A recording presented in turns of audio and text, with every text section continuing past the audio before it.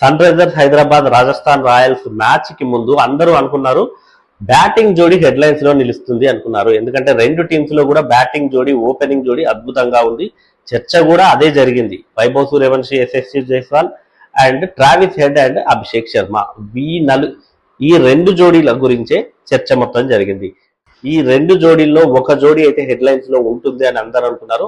కానీ అది రాంగ్ అని ప్రూవ్ చేశారు sun Risers debut bowlers.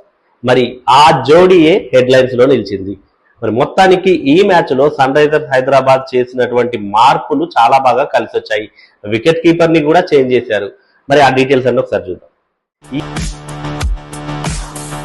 Welcome to Crick my show. నా పేరు డివి రమణ. మొత్తానికి సన్ రైజర్స్ హైదరాబాద్ వరుసగా 5వ కూడా టాస్ ఓడిపోయింది. టాస్ ఓడిపోయి బ్యాటింగ్ చేసింది.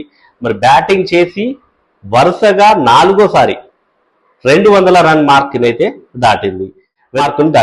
అందరూ ఎక్స్పెక్ట్ చేస్తారు Abhishek Sharma and Travis head నుంచి ఒక పవర్ఫుల్ స్టార్ట్ అయితే ఎక్స్పెక్ట్ చేస్తారు.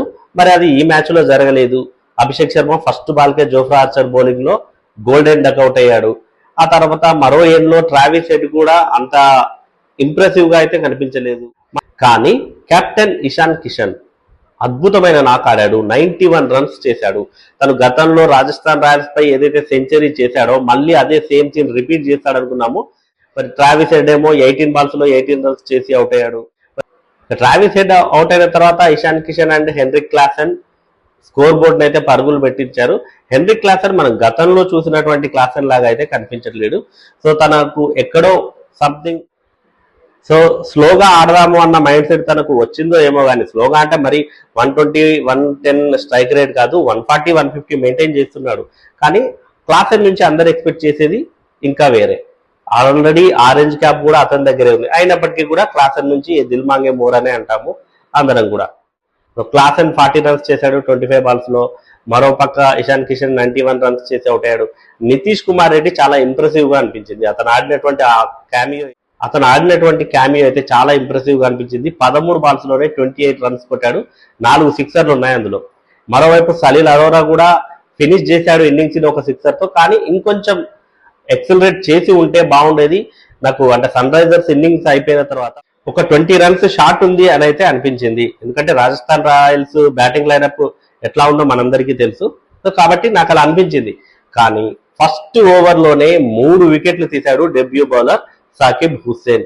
చరిత్ర సృష్టించాడు. ఐపీఎల్ హిస్టరీలోనే ఫస్ట్ ఓవర్లో 3 వికెట్లు తీసిన తొలి బౌలర్ గా రికార్డు క్రియేట్ చేశాడు. మరి డెబ్యూ బౌలర్ ఫస్ట్ బాల్ వేయగానే యశస్వి జైస్వాల్ స్ట్రైక్ లో ఉన్నాడు. తను సింగిల్ తీసి వైభవ్ సూర్యవంశీకి స్ట్రైక్ ఇచ్చాడు. ఇక వైభవ్ సూర్యవంశీని స్ట్రైక్ లో చూసి అందరూ అనుకున్నాడు ఈయన ట్రెంట్ బౌల్ట్, బుమ్రా, ఇట్లాంటి హేజిల్వుడ్ ఇట్లాంటి బౌలర్లందరికీ గ్రాండ్ గా వెల్కమ్ చెప్పాడు. మరి ఫస్ట్ బాల్ కే ప్రఫుల్ హింగేకి కూడా అలాంటి వెల్కమే చెప్తాడేమో అనుకున్నారు. కానీ ప్రఫుల్ హింగేకి డిఫరెంట్ ప్లాన్స్ తో వచ్చాడు. అతను బౌన్సర్ వేసి అవుట్ చేస్తాను వైభవ్ సూర్యవంశీని అని చెప్పారంట. అదే ఎగ్జిక్యూట్ చేశాడు. వైభవ్ సూర్యవంశీ ఫస్ట్ బాల్ కే డకౌట్ అయి వెళ్ళిపోయాడు. సో దాంతో ఉప్పల్ స్టేడియం అంతా ఉర్రు తలుగిపోయింది. అంతేకాదు ఆ ఫస్ట్ ఓవర్ మొత్తం షేక్ అయిపోయింది స్టేడియం. ఎందుకు అంటే వరుసగా రాజస్థాన్ రాయల్స్ బ్యాటర్లను డకౌట్ చేసి వెనకకి పంపించాడు ప్రఫుల్ హింగే. ధ్రువ్ జురెల్ ని అవుట్ చేశాడు. ఆ తర్వాత డీప్ ప్రెటోరియస్ తను ఈ మ్యాచ్ లోనే ఆడాడు రాజస్థాన్ రాయల్స్ కి. సో తను కూడా డకౌట్ అయ్యాడు. ఇక ఆ తర్వాత ఓవర్లో సాకిబ్ హుస్సేన్ యశస్వి జైస్వాల్ ని అవుట్ చేశాడు.